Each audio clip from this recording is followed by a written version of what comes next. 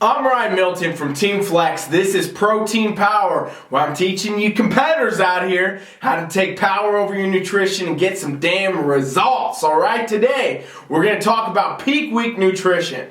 I'm going to bust some myths, I'm going to tell you some truths, but by the end of the video, I guarantee you're going to have a better ability to tackle your peak week when it comes to your nutrition. Please do me a favor, anyone watching out there, subscribe to this channel because I got 5 awesome shows all week I run for you telling you how to master different parts of your training. And then share this video out for all your friends, your fellow competitors, everybody that's watching that could benefit from the information, alright? Well, let's dive in. This is Protein Power.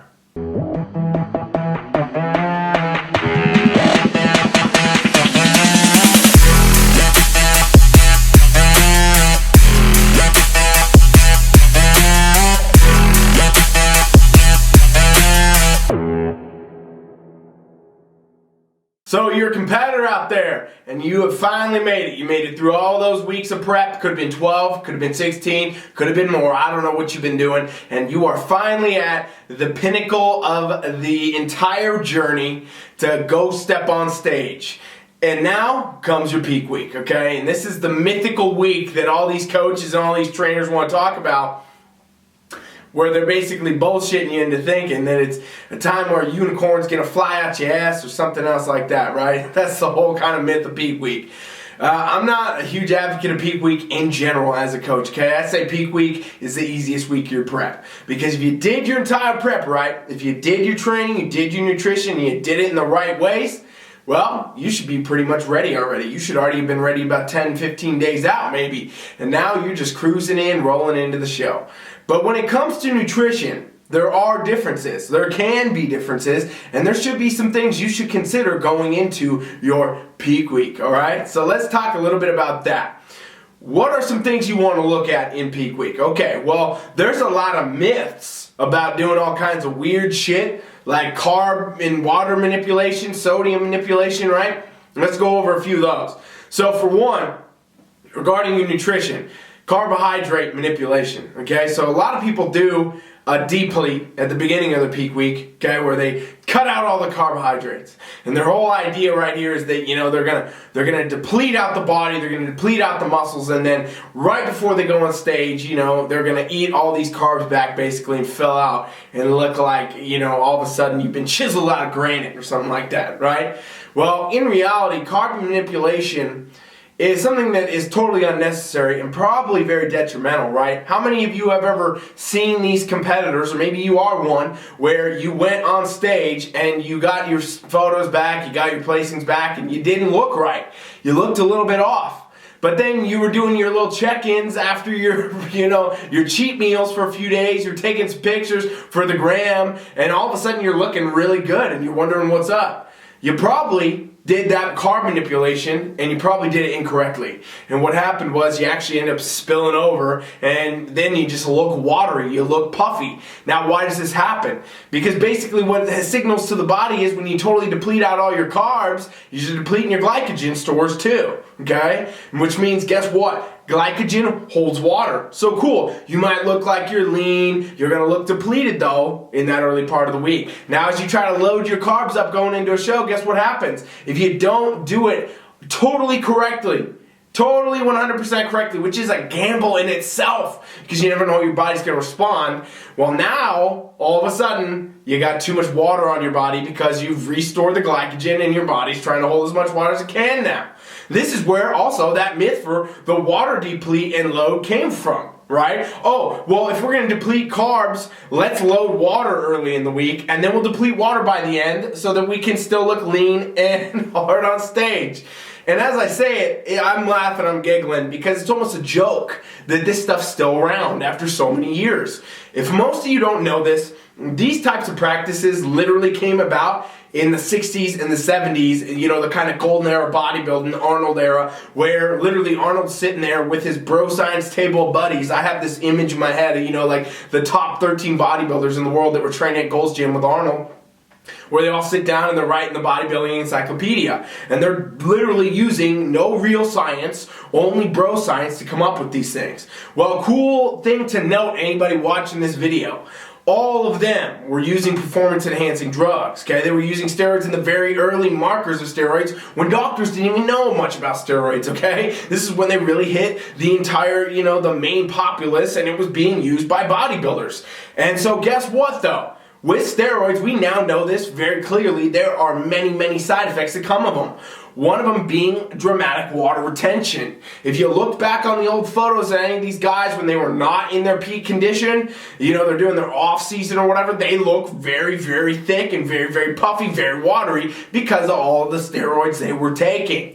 So they thought of these practices, okay, carb manipulation. Let's cut out the carbs then, because we know carbs hold water, so we'll cut those out. And then forget it, we'll just cut out the water too, because obviously if we're not drinking water, we can't hold water, right? And the same thing came with sodium manipulation and the idea that, okay, if we play with the sodium levels, well, sodium holds water, we don't want to hold water, so we're going to drop the sodium out too. Literally all the most common peak week practices when it comes to your nutrition came from the bro science era, where all of this was literally a best guess and trying to deal with side effects of severe steroid, usage. Literally, I've studied the golden era bodybuilders extensively for years and years. And when you look at all of them talk about how steroids were taken, they were either given by a doctor very rarely back then, or it was just a total random gamble, right? I've literally read stuff documented from bodybuilders that were there at that time saying you could walk into the gym and they basically have, how they have a candy bowl nowadays at some stores and things like that. You can get a little mint.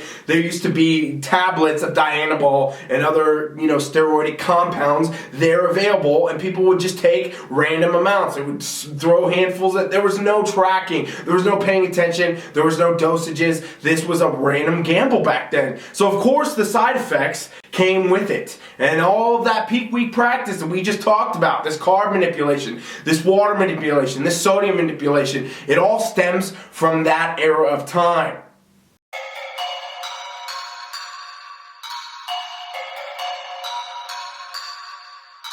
I think I'm playing chess, I see a king, I'm at his neck. I'm 3 steps ahead at every move, now that's a check. Yes, they wanna know my secret.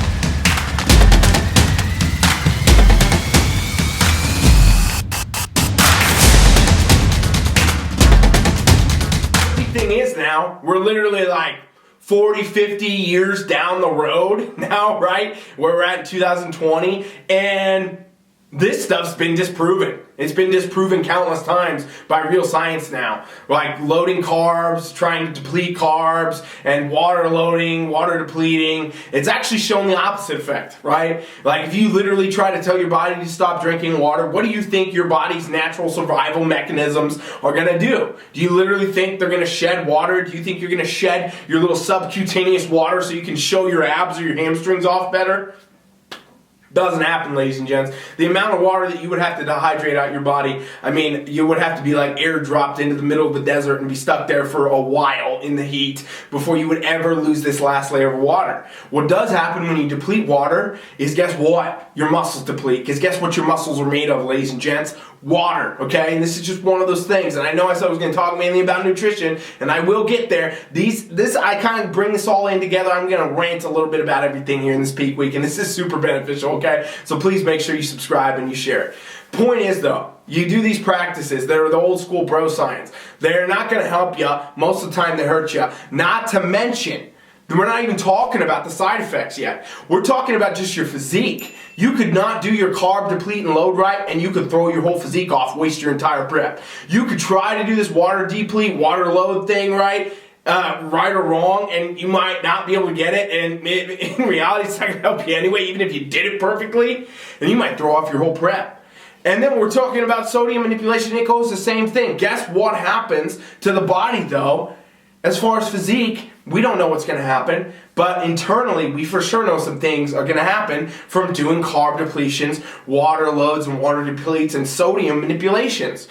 Well, what happens in the body, ladies and gentlemen, is the fact that, guess what? Your body likes what's called homeostasis. Homeostasis, for those of you that don't know, is basically being in the same spot. Your body is always trying to find a comfortable, survivable place where it can live comfortably and consistently, okay? That's what we call homeostasis. Your body is always searching for this, right? That's what it is always looking for to figure out how to make you the best surviving organism. So what happens when we all of a sudden now go change these things in peak week is you throw your body through a loop and it responds accordingly. And so when you all of a sudden change your carbs dramatically, you're signaling all different sorts of hormone processes and other things to take place in your body that are not going to assist you in the after effects of this. Same goes from the water. There's no good benefit from purposely dehydrating your body, especially if you're out here trying to take diuretics and things like that to do it even more. You can count on the fact that you are taxing your organs, taxing your hormones, taxing your metabolism, right?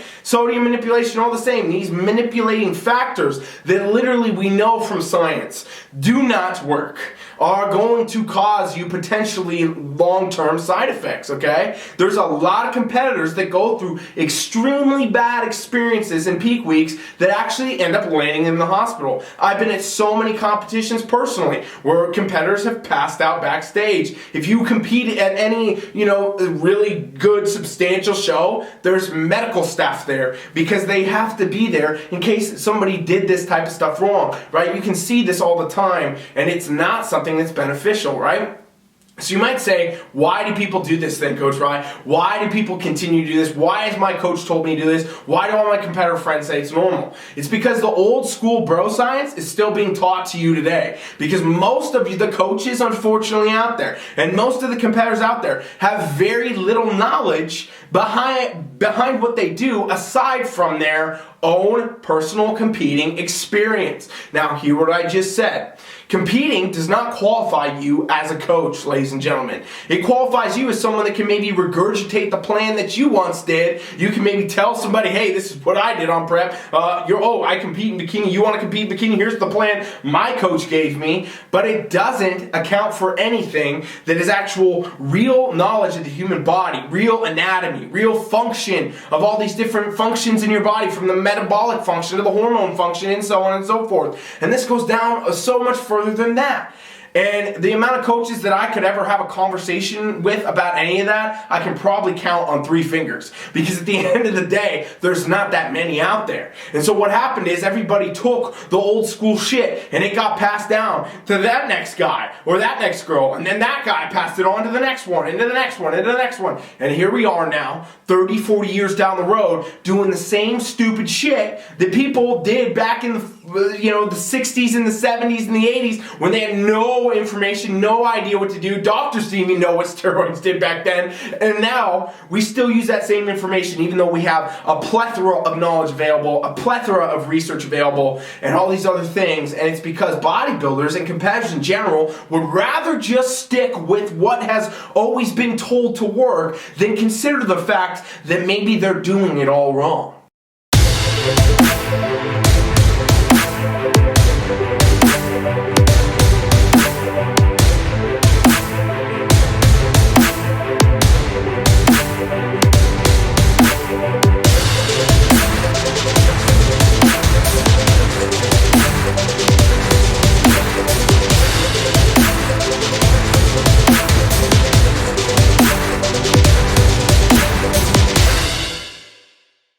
So when it comes to peak week, I'll tell you straight up, you're not going to see Teamfflex competitors doing any of that. And guess what we got? We got pros across the world in all types of divisions, all types of federations, and I've coached amateurs to win first shows, second shows, tons and tons of shows. We have done that on Teamfflex consistently. Me and the other coaches have consistently and always coached without doing any of those crazy, weird peak week measures, and I'm going to go into more of them here regarding your nutrition.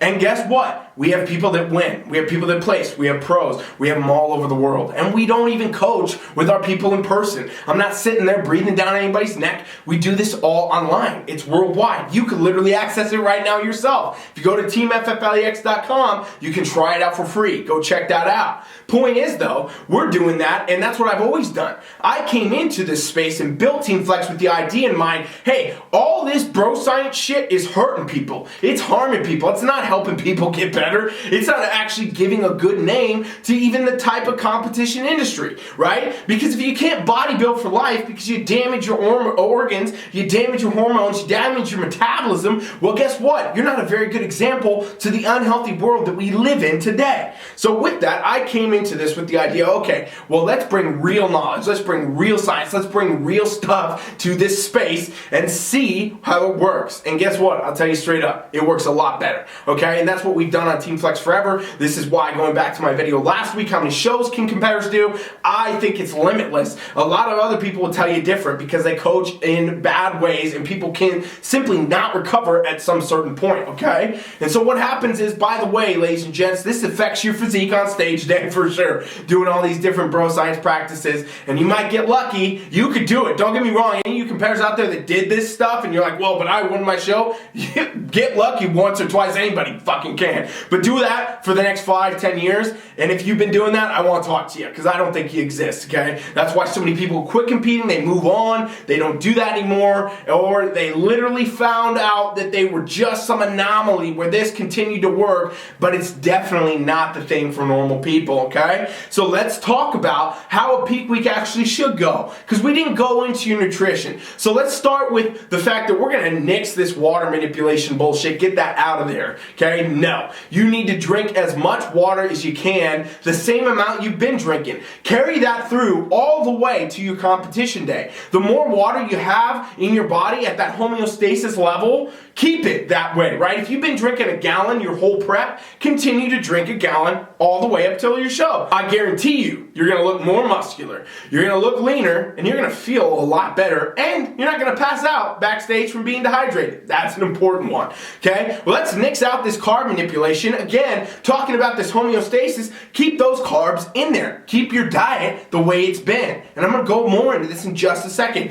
Guess what happens with sodium? Let's nix that out of there. Don't manipulate it, keep it the same. And here's why I think peak week is honestly such a big joke in so many ways, and it's taught, to so many competitors and so many coaches, whatever, as the magical week where everything's gonna change. You're gonna peak into your physique. Truth is, if you're not ready, there's nothing that can be done to make you any better. There's a lot of stuff you can do to make yourself look worse, and a lot of stuff you can do to damage your body in peak week, and that's what most of the normal practice is. The truth is, you should be ready far in advance of your competition. We're talking 10 days, 15 days out, you're ready, and now you're just cruising in the show. Why I say on Teamfflex, peak week is the easiest part of your prep, okay? And so with that, here's some stuff you gotta understand about how your body works. If our body's always looking for homeostasis, which we talked about, well, what do we do in the beginning of a prep? Whether it's 12 weeks, 16 weeks, whatever, throughout most of that prep, guess what you're doing?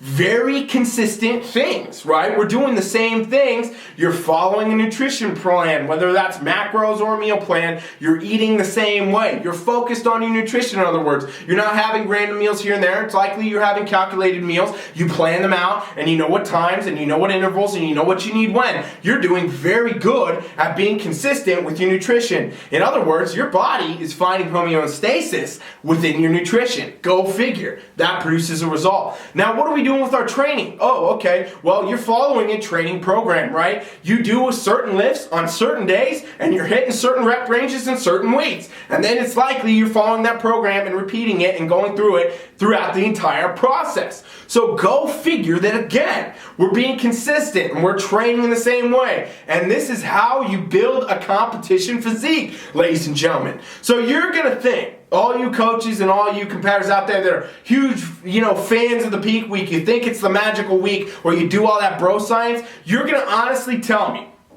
that for 12 weeks, 16 weeks, however long your prep was, you are literally consistently building 100% homeostasis within the body to say, okay, here's how we eat, here's how we train, here's how we sleep, we're doing all these things over and over and over, and that turns you into a competitor, right? That takes you from being 30 pounds overweight for your show to getting to stage weight and being ready. That can do that for you, but you think now in the last 7 days, you gotta change things so dramatically to finally attain that final physique?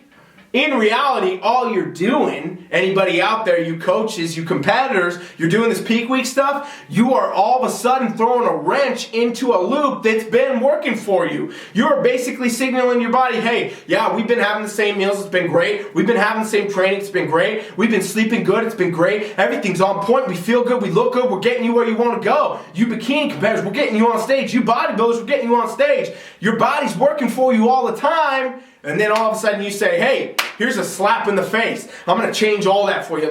All the water we've been drinking every day, a gallon, we're going to cut it to 0 because we got to get lean. And now your body starts freaking out. Same with the carbs. Well, we hadn't been eating that many carbs. Now we're low in carbs. Whoa, now we have no carbs. What's going on with the carbs? And the sodium, same thing. And your body will do its best to fight for that homeostasis. And what it causes it to do, 99% of the time, is not hit that. It goes into the survival mode, the survival functions, and it's not going to be able to balance you out in a way that's going to benefit you on stage or for your health. It's going to go and do its job as a survival mechanism, your primitive brain working for you all the time to keep you alive.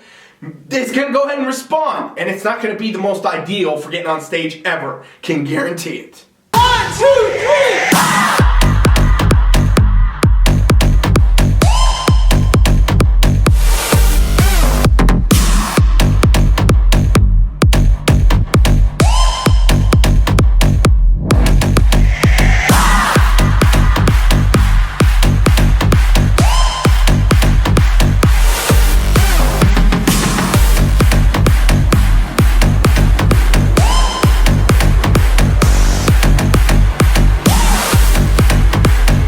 Honestly, in so many ways, I find peak week and all those protocols to just be a joke. I've never even seen coaches that use them that I know that tell their clients to use them. I've never even seen them get great results with it, right? What I have seen work all the time is doing a proper training, proper nutrition program, and a proper recovery program all the way up to a show. And coming into your peak week, not changing a lot. Here is what I would say you could consider, because I've been hammering all these things. A lot of you probably had your minds blown by now, or maybe you just hate me because you're one of those people doing all that stuff and you think I'm wrong. Whatever, cool, everybody's entitled to their opinion. But let me tell you this, okay? Here's the one thing I will say you could consider as a competitor.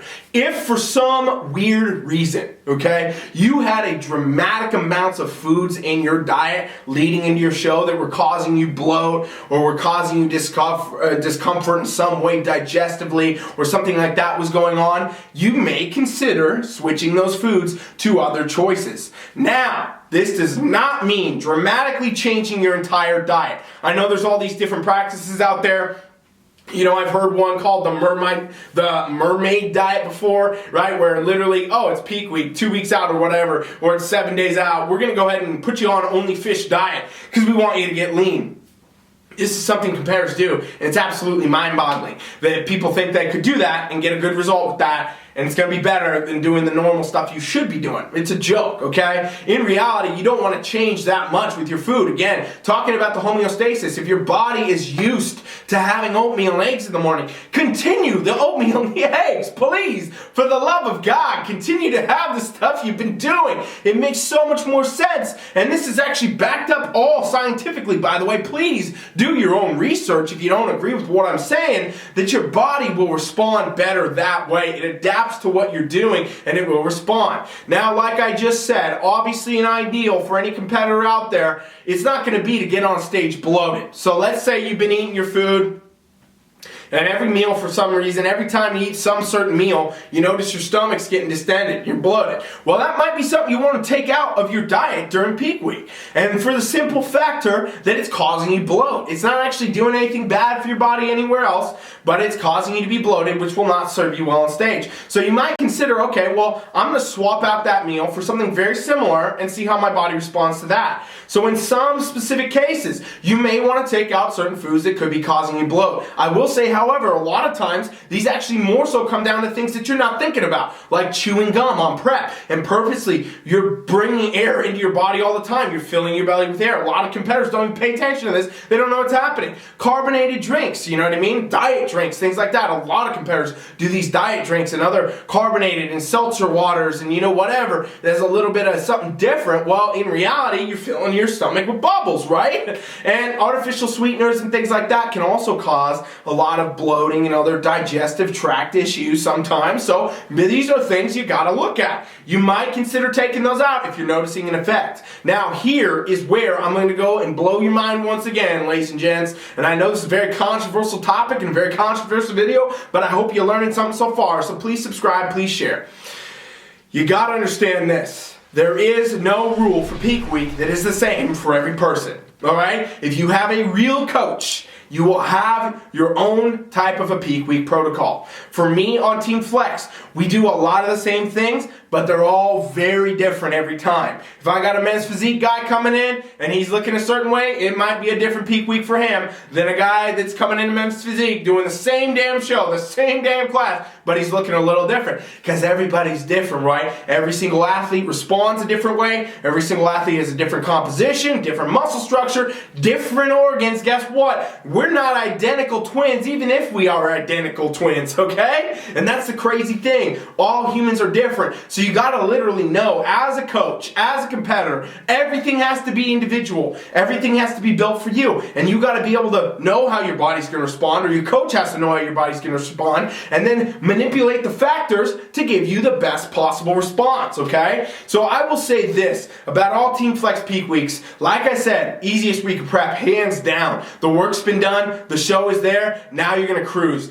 I usually have people take most of that week off. I have them don't go to the gym. I have them focus on goal setting, paying attention, keeping the idea in their mind, working on their posing, keeping their mind at ease, not spending time on Instagram looking at everybody else competing and so on, keeping their head in the game and really focusing on that achievement and rolling into the show, okay? Since I'm not an advocate of telling people to change a lot of stuff and they still show up, they still win, they still place, we still got pros, we got all that stuff that millions probably of other people over the years would tell you couldn't be done. Well, guess what? It's being done. And it's being done a lot better in my opinion because it always revolves around what bodybuilding should always be, and that's your health. Your health and wellness for you lifelong. This is the damn circle of life I'm drawing on the table because it's like we're in the Lion King. You gotta be living for the whole life. The goal of bodybuilding should not be to do a 12-week prep and do all this crazy stuff, go through all this peak week, take all these diuretics, do all these weird manipulating factors, and then deal with the side effects for the next 6 to 12 months after, potentially the rest of your life. How is that setting a good example for anyone in your environment? How is that setting a good example for what the sport of bodybuilding is? And how is that the factor that supposedly the healthiest people, the ones we look at on stage that stand in bikinis and Speedos and posing trunks, we look at that and we say, you know what? Those people are supposed to be the example for the health and wellness of the rest of the world. How is that a good example, ladies and gentlemen? When we live in the world that we live in where it's the most unhealthy it's ever been, these are the factors you got to consider. You got to look at these things and say, you know what? Even if you are trying to do this sport, you are almost setting a bad example for the entire environment, the entire world. The obese guy that's sitting in his house watching bodybuilders on TV that says, you know what, I might want to go to the gym today. You're setting a bad example if you do things that don't revolve around health. When I got into this, when I became a coach, when I wanted to move into doing competition coaching, it was to set a new standard, to show that things could be done the right way, to show things could be done with a great physique and your health and wellness. You don't have to sacrifice either. You don't have to take, the chances of if you're going to come out with okay hormone function, okay metabolism function, or if you might pass up at your show and end up in the ECR, right? You don't want to do that stuff. or you might pass out at your show and end up in the ER. This is not stuff you want to do, and it's not stuff that should be considered normal, and it should be part of your prep. I'm going to tell you straight up, if you want to learn how to master your peak week, if you want to learn some things that I didn't go into in this video, because I could talk about peak week for the next 72 hours, but I only got you guys on here for a little bit, go to teamfflex.com right now. You will see a pop-up that comes at you. Subscribe, put your email in there. This is an invitation to try our world-class coaching absolutely free. Me or one of my coaches, we will talk with you. We will get you set up. We can show you some workouts, some things that could benefit you. We will help you with whatever you need. You got questions about peak week, guess what? We'll give you the answers. Because again, in this video, I'm giving you a general form. I'm giving you the basics of what peak week should look like, but like I said in this video too, it's all individual. And everything you need to do, there's some stuff you definitely don't ever want to do, and then there's a lot of potential things that could actually help assist you if you know how to do what and where. So that's why I'm saying, go over to teamfflex.com right now, TeamFFLEX, put your email in that pop-up, and we'll see you on the other side. It's a free coaching trial. There's no obligation. You don't have to put your card in, nothing. I'm not taking a dime from you. We want to do this because we want to get back. We want to do this because my mission has always been, since starting this team, to create a new standard, to show you what's possible, and to give people the best results they could possibly achieve while maintaining their health no matter what their goal is. And that's why we're doing this for you, competitors. So please go check that out. Again, I'm Ryan Milton from Teamfflex. I appreciate you watching. Please do me a favor and share this video. If you have anyone that competes, or you're a competitor yourself, maybe you're a coach, share this out. This will help so many people. Thank you for watching Protein Power. I'll be back tomorrow for the Iron Palace, where we're talking about your training. Subscribe right here. Thanks for watching. Coach Ryan is out.